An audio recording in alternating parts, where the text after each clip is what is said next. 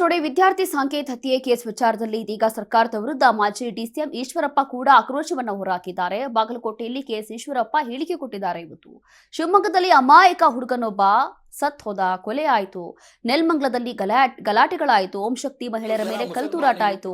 CM ಮಾತ್ರ ಸರ್ವ ಜನಾಂಗದ ಶಾಂತಿಯ ತೋಟ ಅಂತ ಹೇಳ್ತಾರೆ. ಆದ್ರೆ ಎಲ್ಲೂ ಕೂಡ ಶಾಂತಿ ಇಲ್ಲ.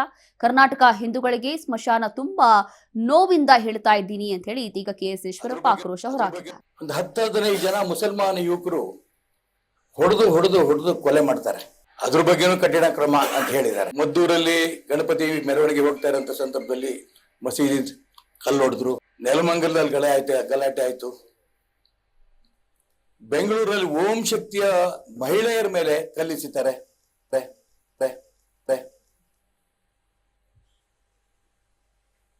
ಉದ್ದಕ್ಕೆ ಹೇಳ್ತಾ ಹೋಗ್ಬೋದು ಹಿಂದೂಗಳಿಗೆ ಏನೇನು ತೊಂದರೆ ಕೊಟ್ರು ಅಂತ.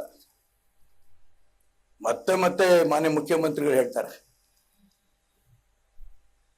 ಕರ್ನಾಟಕ ಕುವೆಂಪು ಅವರ ಕೋಟ್ ಮಾಡ್ತಾರೆ, ಸರ್ವಜನಾಂಗದ ಶಾಂತಿಯ ತೋಟ. ಸರ್ವಜನಾಂಗದ ಶಾಂತಿಯ ತೋಟ ಅಲ್ಲ ಇದು. ಕರ್ನಾಟಕ ಇವತ್ತು ಹಿಂದೂಗಳಿಗೆ ಸ್ಮಶಾನ. 5 ವರ್ಷದ ಯುವಕನಿಗೆ ಒಂದು 10-15 ಜನ ಮುಸಲ್ಮಾನ ಯುವಕರು